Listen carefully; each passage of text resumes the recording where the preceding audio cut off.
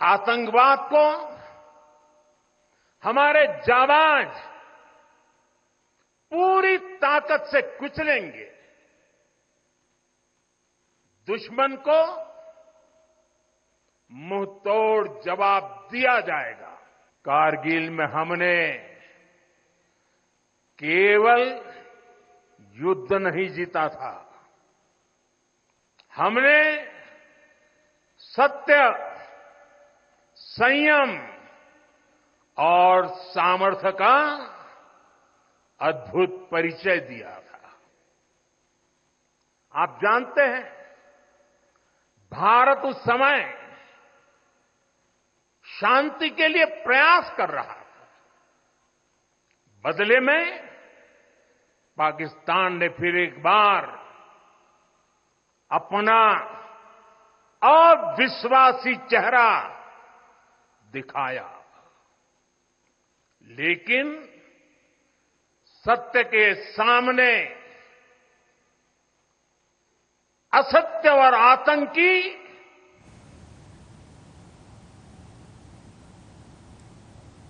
लोकसभा चुनाव से पहले बगावत का बीजेपी के साथ जाने वाले समाजवादी पार्टी के विधायकों पर पार्टी मुखिया अखिलेश यादव की निगाहें टेढ़ी हो गई हैं। जहां आपको बताते चले कि सपा अपने बागी विधायकों पर कार्रवाई की तैयारी में जुट गई है।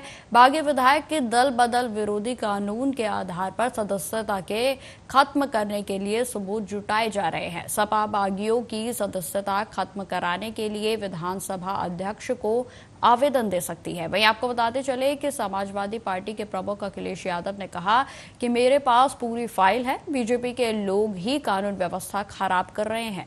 10 साल रहकर इन्होंने हर व्यवस्था, हर विभाग बर्बाद कर दिया है। मैंने सुना है कि मौर्य जी मोहरा हैं, वह दिल्ली के वाईफाई के पासवर्ड हैं। बताइए क्या सरकार ऐसे चलेगी? यूपी ऐसे नहीं चलेगी। आगे उन्होंने क्या कुछ कहा, सुनिए। कितनी कहानी बताऊं आपको। लखनऊ में भी एक हत्या हुई है, सरनेनगर इलाके में। कौन बचा रहा है सोचो आप।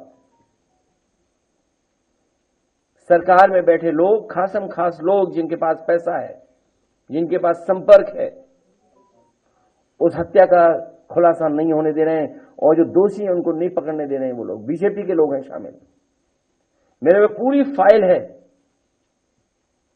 कि जहां बीजेपी के लोग ही कानून व्यवस्था को बिगाड़ रहे हैं। तो कितनी कहानी बताऊं, ये तो कुछ जगह की कहानी है। और आप याद कीजिए, आईपीएस कितने दिन फरार रहा। कानपुर में जो दंगा हुआ था, मैं आपके सामने कह रहा हूं, कभी न कभी जांच होगी, उसकी दोबारा जांच होगी। वहां पर पुलिस ने जिस तरीके से पैसा वसूला है लोगों पर, और खासकर मुसलमान भाइयों से पैसा लिया है, झूठे मुकदमे लगा करके, डर दिखा करके। जब सरकार की जानकारी में आया तो सरकार को अधिकारी हटाना पड़ा। उस अधिकारी ने, उस अधिकारी के साथ मिलकर के लोगों ने करोड़ों रुपए वसूला था। कितनी कहानियां बताएं आपको, भरी पड़ी हैं। और फाइल अभी मुझे लोग देखे गए हैं, अगर फाइल का पढ़ दें तो न जाने कितना भ्रष्टाचार दिखाई देगा, केवल एक विभाग का। और फिर ये ड्रोन वाला कोई कार्यक्रम चला रहे हैं बीजेपी वाले। ड्रोन उसी से देखेंगे, ऊपर से ही देखेंगे। बताओ, आप अस्पताल जाते हो, ड्रोन की जरूरत है आपको क्या अस्पताल में भीड़ देखने के लिए? लोहिया अस्पताल जाइए, आप सिविल हॉस्पिटल जाइए, पीजीआई आप जाइए, क्या आपको ड्रोन की जरूरत पड़ेगी भीड़ देखने के लिए? आप किसी रेलवे स्टेशन पे चले जाओ, आपको जरूरत पड़ेगी ड्रोन की भीड़ के लिए, देखने के लिए? तो 10 साल रह करके इन्होंने हर व्यवस्था को खराब किया है। हर व्यवस्था, हर विभाग बर्बाद कर दिया। ये दावा करते थे कि मेडिकल कॉलेज बना रहे हैं, भले 13 मेडिकल कॉलेज नहीं बन पाए, जिनको एनएमसी ने मान्यता नहीं दी। कहीं मान्यता मिली है 13 मेडिकल कॉलेजों को? और जो मेडिकल कॉलेज हैं उनकी स्थिति क्या है? कहीं इलाज नहीं मिल रहा गरीब को। एक जिला अस्पताल नहीं बनाया जहां पर दवाई, इलाज, इंतजाम पूरा मिल जाए गरीब को। तो स्वास्थ्य विभाग वो दिखाई दे रहा है, और कितना भ्रष्टाचार होगा उसमें पता ही नहीं। ये तो कुछ खुल रहे हैं, और ये खुल इसलिए रहे हैं कि कुछ लोग मोहरा बन गए हैं। वो मोहरा हैं, दिल्ली के वाईफाई के वो पासवर्ड हैं।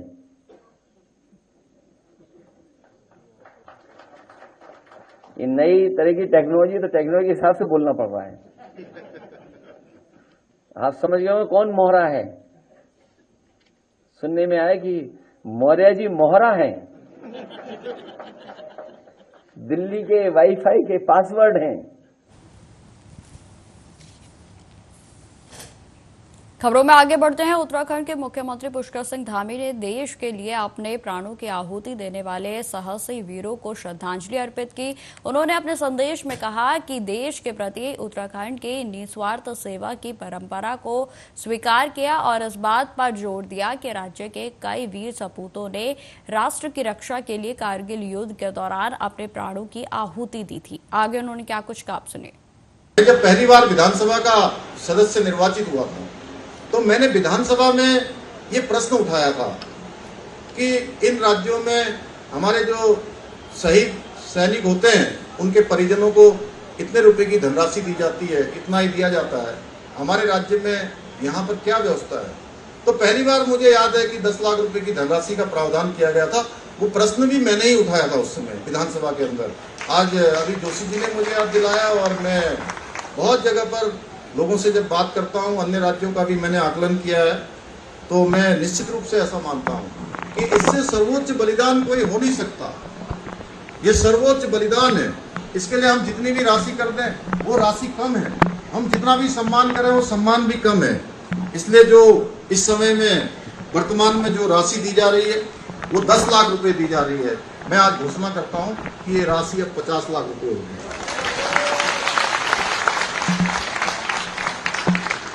अभी तक शहीद प्रमाण पत्र प्राप्त होने के 2 वर्ष के भीतर नौकरी के लिए आवेदन देना होता था, अब इस सीमा को बढ़ाकर 5 वर्ष कर दिया जाएगा। हमारे राज्य में शहीदों के आश्रितों को नौकरी देने की व्यवस्था है। अभी तक जिलाधिकारी कार्यालय में समूह गौ और घ के स्वीकृत पदों में रिक्ति होने पर ही आश्रितों को नौकरी मिलती थी। अब हम ऐसी व्यवस्था बनाएंगे कि संबंधित जिलों में अन्य विभागों में भी जो कनिष्ठ सहायक है एवं समूह घ के पदों पर रिक्त होने पर नियुक्ति दी जाएगी, ताकि नौकरी मिलने में होने वाली देरी या जो भी बाधाएं हैं उनको किसी प्रकार की परेशानियों का आप सामना नहीं करना पड़ेगा। इसके साथ ही सैनिक कल्याण विभाग में कार्यरत जो हमारे संविदा के कार्मिक हैं उनको उपनल कार्मिकों के समतुल्य अवकाश अनुमन्य करने की भी मैं आज यहाँ पर घोषणा करता हूँ। महाराष्ट्र के कुछ जिलों में जलभराव के मुद्दे पर शिवसेना यूबीटी नेता आदित्य ठाकरे ने कहा कि अगर आप इस खराब योजना के संदर्भ में देखें तो कई जगहों पर वार्ड अधिकारी नहीं है, चूंकि चुनाव नहीं हुए थे, नगर सेवक नहीं है। सबसे महत्वपूर्ण बात यह है कि जो लोग आज सत्ता में हैं वे अपनी सत्ता के लिए बैठे हैं, वे जनता के लिए काम नहीं करते और इसलिए यह स्थिति पैदा होती है। आगे उन्होंने क्या कुछ कहा, आप सुनिए। खराब नियोजन के हिसाब से अगर आप देखें तो कई जगह वार्ड ऑफिसर नहीं है, चुनाव नहीं हुए तो नगर सेवक नहीं है, और सबसे अहम बात यही है कि जो आज सत्ता में बैठ चुके हैं वो खुद की सत्ता के लिए बैठे हैं, जनता के काम नहीं कर रहे, इसलिए ये हालत है। अब खबर बिहार से है, जहां पर आरा में भोजपुर डाक प्रमंडल डाक जीवन बीमा के क्षेत्र में एक और कीर्तिमान बनाते हुए पूरे बिहार राज्य में डाक निदेशालय ने कई नई जो दिल्ली के द्वारा चलाए गए विशेष अभियान थे उसमें प्रथम स्थान प्राप्त किया है। वहीं आपको बताते चले कि डाक अधीक्षक श्री पवन कुमार वर्मा ने बताया कि 24 जुलाई को डाक निदेशालय नई दिल्ली के द्वारा देश भर में डाक जीवन बीमा का ड्राइव चलाया गया था, जिसमें भोजपुर डाक प्रमंडल ने इस एक दिन में लगभग 100 लोगों का 5 करोड़ का बीमा किया। और इस ड्राइव में केशव पांडे, आदित्य नारायण, जितेंद्र तिवारी, काजल कुमारी एवं अफरोज आलम ने सर्वाधिक प्रदर्शन का पूरे राज्य भर में भोजपुर को प्रथम स्थान प्राप्त करवाया। डाक विभाग ने पूरे राष्ट्रीय स्तर पर डाक जीवन बीमा का एक विशेष अभियान स्पेशल ड्राइव चलाया था कि डाक जीवन बीमा में अधिक से अधिक लोगों का बीमा करें, उन्हें बीमा के बारे में बताएं भी, लोगों के बीच जागृति भी फैलाना था कि बीमा कितना महत्वपूर्ण है आज के तारीख में। हम सबों के लिए यह जागृति फैलाते हुए हमें डाक जीवन बीमा करने का एक स्पेशल ड्राइव चलाया गया था राज्य स्तर पर, इस राज्य पूरे देश में राष्ट्रीय स्तर पर, और इसमें बिहार राज्य में बताते हुए बहुत हर्ष हो रहा है कि आपका प्रमंडल भोजपुर प्रमंडल प्रथम स्थान हासिल किया है। हम लोगों ने कल तकरीबन 100 लोगों का बीमा किया है, जिसमें कि करीबन 5 करोड़ से अधिक सम एश्योर्ड और लगभग 8 लाख रुपए का फर्स्ट प्रीमियम के साथ पूरे राज्य में प्रथम स्थान प्राप्त किया है। हमारे बाद भोजपुर के बाद बेगूसराय और गया मंडल का भी स्थान है, जो दूसरे और तीसरे स्थान पर हैं। लेकिन यह बहुत ही हर्ष की बात है कि भोजपुर मंडल के में रहने वाले जो लोग हैं, जो हमारे ग्राहक हैं, उन्होंने भी सपोर्ट किया और ज़्यादा से ज़्यादा बीमा कराया। बिहार के नालंदा में मुख्यापति की नवादा में देर रात हत्या कर दी गई। जो आपको बता दें कि मामला गिरियक प्रखंड के सतोआ पंचायत की मुखिया ललिता देवी के पति बलबीर यादव उर्फ बालो यादव से जुड़ा हुआ है, जो कि शव नवादा के वारसलीगंज थाना क्षेत्र के टाटी मिरबिघा गांव के समीप में लाया। आपको बताते चले कि बालो यादव को गिरियक से अपहरण कर लिया गया था और जिसके बाद घटना के बाद करीब 3 घंटे के बाद शव को बरामद किया गया। मृतक के भाई किशोर यादव ने मामले की जानकारी देते हुए बताया कि गुरुवार की शाम में उनके भाई बालो यादव की गिरियक प्रखंड के आमद और हाई स्कूल के पास 2 वाहनों पर सवार करीब दर्जन भर बदमाशों ने जबरन उन्हें उठा लिया था। वे अपने भाई के पीछे पीछे आ रहे थे। वहीं आपको बताते चले कि इस बात की सूचना उनके द्वारा पुलिस को भी दी गई। परिजन आरोप लगा रहे हैं कि गांव के ही गोरे लाल यादव और उनके पुत्र नीतीश कुमार के अपहरण कर हत्या की घटना को अंजाम दिया है। पूर्व से दोनों के बीच विवाद चल रहा था। बालू को लेकर यह हत्या जो है वो की जाने की आशंका जताई जा रही है। वहीं अपराधियों ने बड़े ही बेरहमी तरीके से इस हत्या की घटना को अंजाम दिया है, जिसमें कि बालो यादव के दोनों पैर और एक हाथ को तोड़ दिया गया था और जिसके बाद शरीर पर कई तरीके के जख्म भी दिए गए और जिसके निशान शव पर मिले हैं। वहीं आपको बता दें कि शव मिलने की सूचना पर मौके पर भारी संख्या में मुख्यापति के समर्थक जुट गए। वहीं नवादा पुलिस के अलावा नालंदा पुलिस भी घटनास्थल पर पहुंची और जहां जांच जारी है। जहाँ से उठाया मेरे भाई के गिरिया घट्टी से मेरा भाई घर के लिए निकला, हम उसका पीछे हम थे, समझे। हम पीछे हम थोड़ा पान पराग लेने के लिए रुक गए, जब तक तुरंत लिए और तुरंत हम चल दिए। जब तक देखे मेरा भाई से धक्का मुक्की कर रहा है। 2 गाड़ी था, एक ब्लैक कलर का गाड़ी था, एगो व्हाइट कलर का गाड़ी था। जो ब्लैक कलर का गाड़ी था गोरेलाल यादव का बेटा का नाम से गाड़ी है। गोरेलाल यादव सतहुआ का रहने वाला है, समझे। उसका बेटा का नीतीश नाम है, लड्डू कुमार का नाम उसका एक भतीजा, उसका नाम से गाड़ी लड्डू कुमार है। ये लोग करीब 10 से 11 आदमी से मेरा भाई को झोंकम झोंके, जब तक वहाँ हम पहुँचे, जब तक हम गाड़ी से निकले दौड़ कर सोचे कि पकड़ेंगे, जब तक गाड़ी लेके उड़िया गया उधर, समझे। कतरी सराय रोड में निकल गया। जब हम पूरा फोन किए सबके, इसको फोन किए, सबको फोन किए, बालों का अथी कर लिया है, अपहरण कर लिया है। अपहरण कर लिया तो प्रशासन को तुरंत फोन किया, प्रशासन तुरंत आई। 2 मिनट में प्रशासन आ गया। उसके बाद प्रशासन पीछा किया, पीछा करते आया प्रशासन, समझे कि नहीं। प्रशासन पीछा करते आया, मात्र लगभग तकरीबन मुश्किल से 20 से 25 मिनट के अंदर में प्रशासन आगे पीछे। जहां बिहार के नालंदा में सड़क हादसे में एक युवक की दर्दनाक मौत हो गई। युवक के भाई निक्की कुमार ने जानकारी देते हुए बताया कि बाइक से बैंक के रुपए निकालने के लिए गया था और वहां से लौटते समय इस बीच रास्ते में मवेशी को बचाने के चक्कर में बाइक सड़क किनारे खड़ी ट्रैक्टर से टकरा गई और जिससे वह गंभीर रूप से जख्मी हो गया। जख्मी हालत में ही इलाज के लिए अस्पताल में भर्ती कराया गया और जहां इलाज के दौरान उसकी दर्दनाक मौत हो गई। वहीं आपको बताते चले कि मामले पर थानाध्यक्ष ने बताया कि शव पोस्टमार्टम कराकर परिजनों के हवाले कर दिया गया है। बैंक गया था घर के काम से, ठीक है। अच्छा, तो वहाँ से आते समय एक्सीडेंट हो गया। हम तो घर पे थे नहीं, तो फिर गए हॉस्पिटल ले गए। तो हॉस्पिटल ले गए, तो इलाज कर जितना हुआ उतना करवाएं। अच्छा, तो उसके बाद कहाँ का मामला है ये? चकदी ग्राम। घटना कहाँ पे घटी है? चकदी गाँव, चकदी स्कूल के आगे। अच्छा अच्छा अच्छा, क्या नाम है भाई का? विक्की कुमार। आप कौन हुए? हम उसका बड़ा भाई निक्की।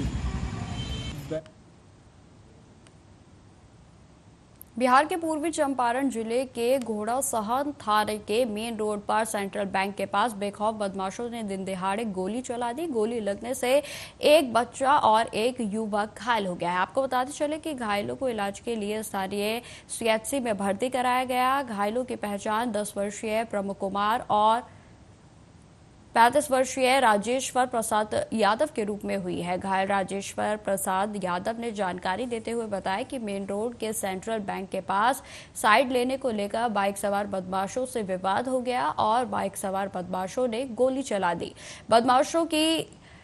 वहीं आपको बताते चले कि बदमाश गोली चलाकर मौके से फरार हो गए। वहीं आपको बता दें कि मामले में बदमाशों के द्वारा 3 बार गोली चलाई गई थी। सूचना पाकर पहुंची पुलिस सीसीटीवी फुटेज को खंगालने में जुटी है और इधर थाना अध्यक्ष शंभू माझी ने जानकारी देते हुए बताया कि घटनास्थल से कोई खोखा बरामद नहीं हुआ है। हालांकि अपराधियों की धरपकड़ के लिए ताबड़तोड़ छापेमारी की जा रही है। घोड़ासहन से बिया धान का बिया उठवा करते हम लोग जा रहे थे अपने घर और पिकअप वाला से थोड़ा ठेक गया उसको मोटरसाइकिल में, वही लोग ड्राइवर को मार दिया और बोलता है सर गोली काल करके फायरिंग करने लगा। वो बच्चा का लग गया, मेरे को भी लग गया। आपके ऊपर चलाया कि फायरिंग किया है? पहले ड्राइवर को चलाया गोली, उसके बाद हमको मारा केवली पर लग गया, इसको छटक कर लग गया बच्चा का। अच्छा, ड्राइवर कौन था? ड्राइवर पिकअप का? ड्राइवर हम लोग का यही गांव का था, मजरे का। अच्छा, गोली चलाया जो जिसको पहचान रहे हैं आप लोग? जो पहचान रहे भाग गया साला, हमको मालूम। कितना संख्या में था उसे? 3 आदमी था, 3 आदमी एक बाइक पर? एक बाइक पर 3 आदमी था। कुछ बोला है गोली चलाने के पहले? बहुत गाली गलौज खड़ा था, मैं ऊपर ताक रहा था तो हमने हाथ को लग गया। किस लिए मारा? कुछ झगड़ा हुआ है क्या? Yes sir. किस लिए झगड़ा हुआ था? सर वो गाड़ी से वो भी किया था, हम लोग इधर से ले जा रहे हैं तो वो रोक दिया तो मेरा गाड़ी से लग गया, इसीलिए टच लग गया।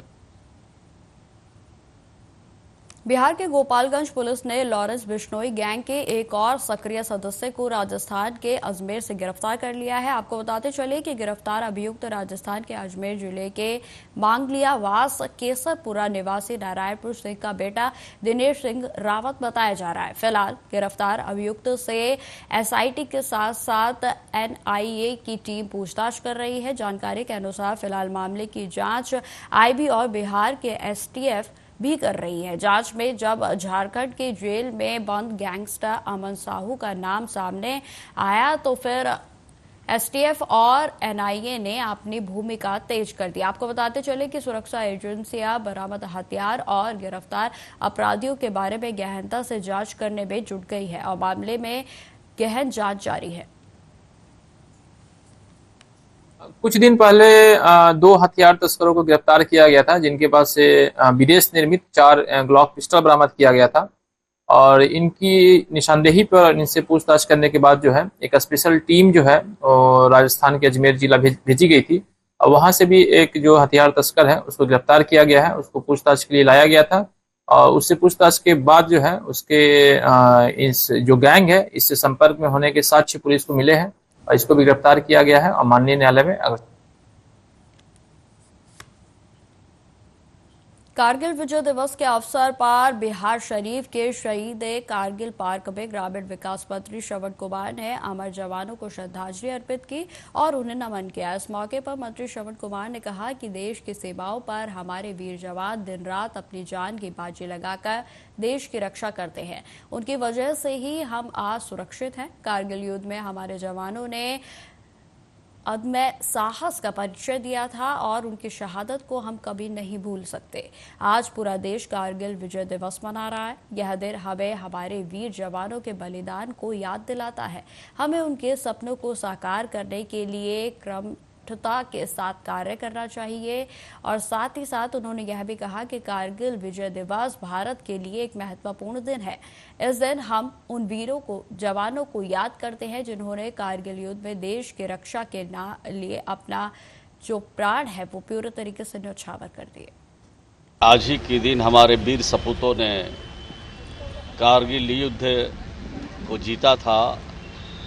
तिरंगा वहाँ पर लहराया था और कई वीर सपूत हमारे शहीद हुए। उनकी याद में हम सब लोग यहाँ पर उनकी कुर्बानी को, उनके जज्बे को सलाम करने के लिए हम लोग यहाँ पर आए हैं। और आप सबको मालूम है, नालंदा वासियों को, कि कुकुरबर गांव के शहीद हरदेव प्रसाद भी हुए थे उस कारगिल युद्ध में। उनके याद में भी हम लोग यहाँ पर सब लोग उनको नमन करने के लिए, उनके जज्बे को सलाम करने के लिए हम लोग आते हैं। और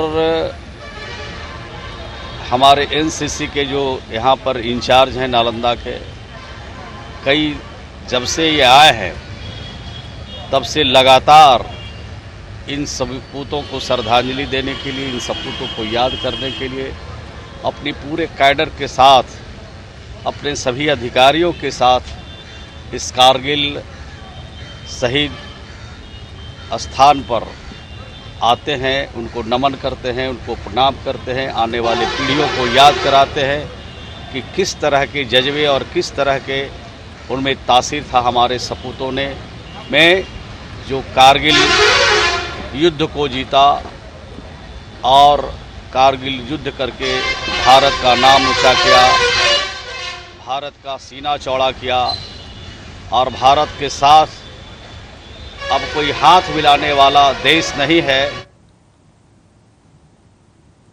बिहार के नालंदा में रुही प्रखंड के पेशोर गांव में सोशल मीडिया पर पंचायत समिति सदस्य की पिटाई का वीडियो जमकर वायरल हो रहा है।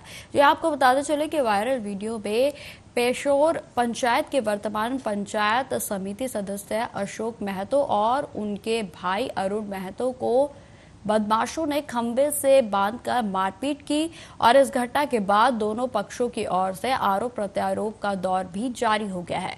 इस घटना के बाद रहुई प्रखंड के पंचायत समिति सदस्यों में काफी आक्रोश देखा जा रहा है। वहीं पुलिस का कहना है कि घटना की सूचना मिलने पर स्थानीय पुलिस पेशोर गांव गई थी और पुलिस के द्वारा लगातार कार्रवाई की जा रही। रात्रि में रहुई थाना अंतर्गत ग्राम पेशोर में दो पक्षों में आपस में मारपीट होने की सूचना पर रहुई थाना की पुलिस त्वरित कार्रवाई करते हुए सूचना के सत्यापन एवं आवश्यक कार्रवाई हेतु घटनास्थल पर पहुंची। सत्यापन के क्रम में